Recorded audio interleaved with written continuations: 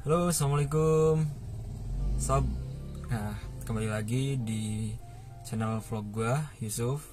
Nah, kali ini gue bakalan bahas soal persneling Matic di Mobilio ECVT 2014. Nah, kenapa gue bikin video ini? Karena pertama gue pengen sharing ke kalian.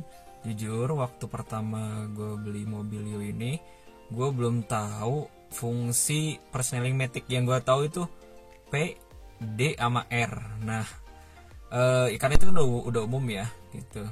Nah, kalau di sini tuh beda, dia ada S sama L. Nah, yang gue tahu kan itu ada L, ada 1, ada 2 kan.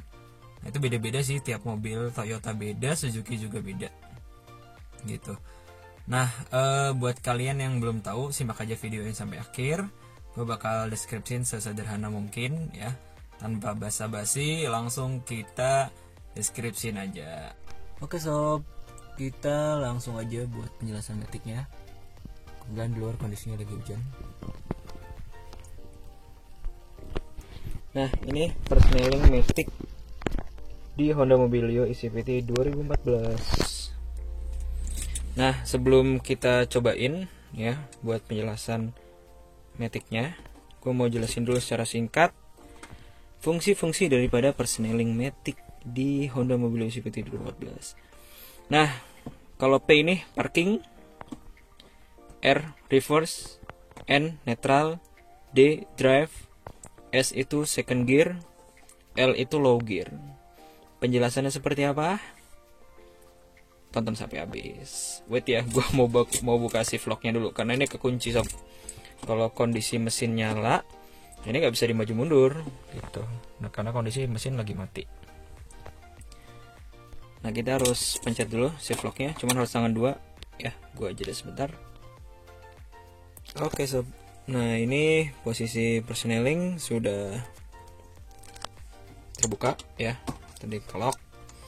Nah, langsung aja gue jelasin tombol persneling P.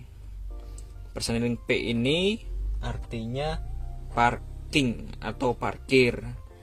Nah, dimana kalau mesin sedang nyala dan kita dalam kondisi berhenti yang lama ya, enggak semenit 2 menit. Nah, kita disarankan buat majuin persneling ke P ya, karena itu bagus banget buat jaga-jaga ya. Kenapa nggak di N?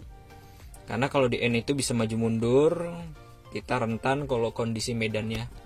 Nah, ini kondisi medan kayak gini kan dia, ini kan kondisi medannya dia turunan gitu. Jadi kalau ke N tuh bahaya banget. Nanti mobil bisa laju, bisa maju ke depan. Jadi kita kalau lagi parkir lama disarankan buat P parking. Karena di parking ini, nah itu roda ya, kondisi roda itu kekunci. Walaupun masih nyala, roda tuh kekunci. Tapi kalau kita injek ya gasnya, nah itu nggak jalan juga sih. Walaupun kita geber sekencang apapun, dia nggak akan jalan gitu, karena dia kekunci si roda itu. Nah, lanjut ke persneling R reverse ya. Reverse ini buat mundur, jelas banget. Kalau di manual juga kondisi persneling R itu buat mundur ya, atau reverse. Nah, kalau N ini netral. Nah, ini kekurangannya kalau di Mobilio ini, dia tombol-tombol ininya kalau mesin nyala dia nggak nyala, gitu loh ya, kekurangannya itu sih. Nah, kalau di N ini ya, kita pindahin set. Nah, N ini netral. Netral ini itu cocok banget kalau teman-teman itu di lampu merah atau sedang dalam kondisi berhenti sejenak ya, barang semenit 2 menit. Tapi lagi-lagi gue sarankan kalau di N atau netral, kalau kondisi medan jalannya nggak seperti ini, datar, itu N nggak apa-apa lah, N ya. Nah, tapi kalau posisi jalannya kayak gini ya, ini kan penurunan. Nah, netral itu dibarengi dengan rem tangan ya. direm tangan, karena kita nggak tahu, takutnya dia maju, kita lagi ngobrol-ngobrol tiba-tiba dia maju sendiri ya kan, itu kan bahaya banget. Atau lagi ngobrol tiba-tiba mundur sendiri, kan itu kita nggak tahu medannya kayak gimana gitu. Nah ini di N ya, netral. Selain itu kalau lagi kondisi direct juga ini pas banget ya di persneling netral, karena dia kondisi roda itu nggak kekunci, beda kayak P. Kalau P ini kan dia rodanya kekunci, di sini tetap nyala ya gitu. Nah lanjut ke D. D ini drive ya, kita untuk maju ke depan ya gitu loh. Nah tips juga buat teman-teman, kalau yang beli mobil Matic itu diperhatikan D dan R nya ini untuk menguji responsif daripada mobil Matic itu sendiri. Kalau si Matic, kalau kita pindahkan persneling D, nah tadi teman lewat. Nah ini kalau kondisi persneling D itu kita pindahkan, terus mobil nggak maju, itu Maticnya perlu dipertanyakan. Tapi kalau kita persneling D terus Maticnya responsif, jalan ya, itu normalnya kalau nggak salah 10 km sampai 20 km. Nah itu bagus Maticnya. Terus kondisi di persneling R kita juga pindahkan, dia langsung mundur nggak, kalau lambat atau bahkan nggak jalan, nah itu perlu dipertanyakan sob gitu ya. Nah D buat drive ya, ini cocok banget buat jalan-jalan di dalam kota, jalan-jalan yang datar. Nah kita masuk ke S ya, S atau second gear. Seperti yang dijelaskan di awal, second gear bahasa sederhananya sih artinya gigi 2 ya gitu. Jadi kalau di transmisi manual juga kita tahu kalau gigi 2 itu berfungsi untuk tanjakan yang tipis-tipis gitu loh, kayak di puncak ya kan, itu kan tanjakannya tipis-tipis tuh, walaupun dia nggak terlalu curam dia terus nanjak gitu. Nah di second gear ini juga berfungsi buat di kondisi jalan turunan gitu, temurunan itu cocok banget, karena kalau di persneling second gear ini dia ngebantu banget pas kita lepas pedal gas lalu kita injak pedal rem. Nah itu dia pengeremannya sedikit terbantu, jadi dia ngeremnya pakai mesin juga, jadi bukan cuma di sini di pedal rem, jadi pedal remnya nggak cepat aus ya kan, jadi dia dibantu dengan pengereman dari sisi giginya gitu.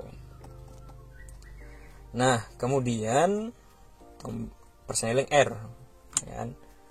Nah persneling R ini dia low gear ya, ini cocok banget buat di jalanan yang medannya tuh tanjakan curam yang tinggi banget ya kan. Contohnya kayak di jalur Sumatera ya, di Padang Kelok 9 ya. Kelok 9 tuh gue pernah enggak Kelok 9, Kelok 7 lah waktu itu gue. Gila sob, itu temurunan dan tanjakannya mantap. Nah terus kalau perjalanan Subang Bandung, nah ini cocok banget nih, LS ya kan, lintas Sumatera. L ini low gear ya, jadi cocok banget buat tanjakan curam ya dan turunan curam gitu, karena dia selain ngebantu buat pengereman, kita juga mobilnya nggak terlalu laju, nggak terlalu maju banget gitu, nggak terlalu cepat banget gitu kan. Beda kalau turunan kita pakai persneling D, wah itu bahaya kawan. Kita mendingan kalau turunan nggak terlalu curam kita pakai S, kita kalau turunan terlalu curam kita pakai L, low gear, karena membantu untuk pengereman. Nah gitu sih paling sob buat penjelasan persneling Matic di Honda Mobilio ECVT 2014. Nah kalau nggak salah di Matic Brio juga kayak gini, tapi gue belum tahu kalau HRV gue belum pernah ngeliat ya kan. Tapi kalau di Honda City yang lama juga kayak gini deh. Nah koreksi aja teman-teman kalau ada salah. Nah itu sih paling penjelasan buat persneling Matic di Honda ECVT Mobilio 2014. Nah, kita balikin lagi ke P. Oke, semoga ini bermanfaat ya. Oh ya, jangan lupa ini buat save vlog kalau ada yang nanya ya. Nah, kalau ini di depan nih, nah itu coba teman-teman tadi Google karena gue nggak sempat nge-Google tadi. Oke sob, terima kasih ya telah menonton channel gue di Vlog Yusuf. Semoga video ini bermanfaat. Jangan lupa like, comment, and subscribe ya, supaya gue semangat dalam membuat konten-konten kreatif dan inovatif di dunia otomotif atau daily vlog. Sekian, terima kasih. Wassalamualaikum warahmatullahi wabarakatuh.